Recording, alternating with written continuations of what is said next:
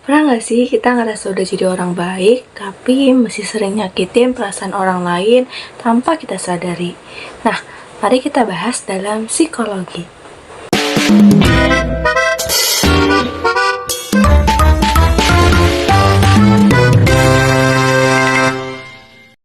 Jadi, dalam psikologi, kemampuan menyadari diri dan orang lain disebut self-awareness. Dan salah satu keterampilan dari self-awareness yang paling penting di dalamnya adalah empati. Di sini, empati bukan hanya soal sekadar kasihan, tapi soal hadir secara emosional. Dan menariknya lagi, empati ini bukan jadi hal yang asing loh dalam Islam. Justru jadi inti dari akhlak seorang muslim. Nah, sekarang apa sih empati itu kalau dalam psikologi? Jadi, secara psikologi, empati merupakan kemampuan seseorang dalam memahami dan merasakan apa yang dirasakan oleh orang lain, serta merespon perasaan tersebut secara tepat. Dalam psikologi, empati ini ada 3 aspek utama. Yang pertama, ada empati kognitif, di mana seseorang akan memahami sudut pandang dari orang lain. Yang kedua, ada empati afektif, di mana seseorang ikut merasakan emosi yang sedang orang lain rasakan. Dan yang ketiga, ada empati perilaku, di mana saat seseorang sudah memahami sudut pandang orang lain, lalu sudah ikut merasakan emosi orang lain, dan seseorang tersebut ikut mengekspresikan empati lewat tindakan nyata. Nah, empati ini tidak bisa muncul kalau diri kita sendiri tidak sadar terhadap diri sendiri. Nah, makanya empati adalah bagian penting dari self-awareness skill. Nah, makanya empati ini nggak bisa muncul kalau kita tidak sadar terhadap diri kita sendiri. Makanya empati ini bagian penting dari self-awareness skill. Sekarang, kenapa sih empati ini berkaitan erat dengan self-awareness? Kita bahas yuk teman-teman. Empati dan self-awareness sangat berkaitan karena kita nggak akan bisa memahami perasaan orang lain kalau ternyata kita sendiri ini belum mengenali emosi diri sendiri. Nah, maka dari itu kita akan sulit berempati kalau ego kita masih dominan daripada kesadaran diri kita.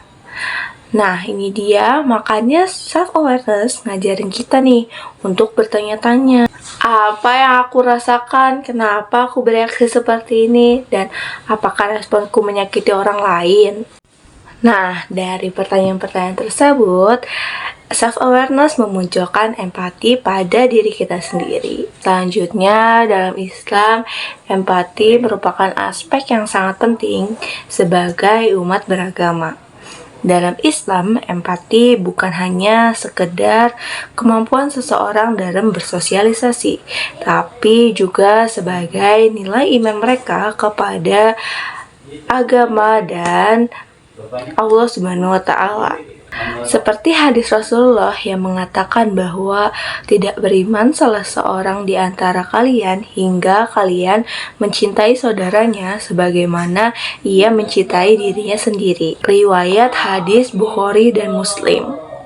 Nah, dalam hadis tersebut sangat menonjolkan bahwa empati merupakan indikator dari keimanannya, di mana kita harus mencintai orang lain atau saudara kita dengan sama ratanya dengan kita mencintai diri sendiri. Selanjutnya, dalam Al-Quran, Quran Surat At-Taubah ayat 128 yang berbunyi, sungguh telah datang kepada kalian seorang Rasul dari kalangan kalian sendiri, berat terasa olehnya penderitaan yang kalian alami, sangat menginginkan keselamatan bagi kalian dan sangat penyayang terhadap orang-orang mukmin. Nah, Rasul yang dimaksud adalah Rasulullah Muhammad SAW, yakni beliau adalah teladan empati tertinggi yang mengajarkan kepada kita bahwa pentingnya empati. Beliau merasakan penderitaan umat-umatnya, lalu beliau juga tidak menghakimi para umatnya dan mengutamakan kelembutan saat beliau berdakwah. Maka dari itu, kita sebagai umat beragama patut mencontoh Nabi besar kita, Nabi Muhammad SAW, dalam bersosialisasi, dalam menumbuhkan sikap empati kita terhadap orang lain. Karena dalam kehidupan sehari-hari, kita ini sering sekali cepat menasehati, lalu cepat menyalahkan, lalu lambat mendengarkan. Padahal Islam mengajari kita untuk melihat manusia dengan mata rahmat, bukan dengan mata hukum. Jadi empati ini sikapnya bukan untuk menggurui, tapi untuk menemani. Nah, contoh empati dalam kehidupan sehari-hari.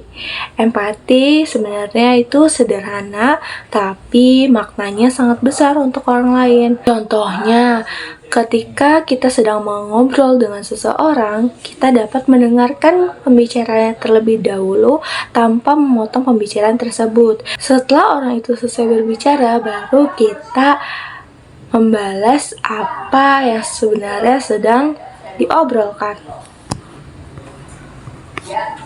Lalu yang kedua, ada juga tidak meremehkan masalah orang lain. Jadi ketika orang lain sedang ada masalah, sedang ada problem, misalkan dengan keluarga, dengan teman, atau dengan sahabat, kita tidak boleh meremehkan masalah tersebut. Jadi dalam psikologi itu disebut active empathic listening, dan dalam Islam disebut dengan akhlak mulia. Nah, segitu aja teman-teman.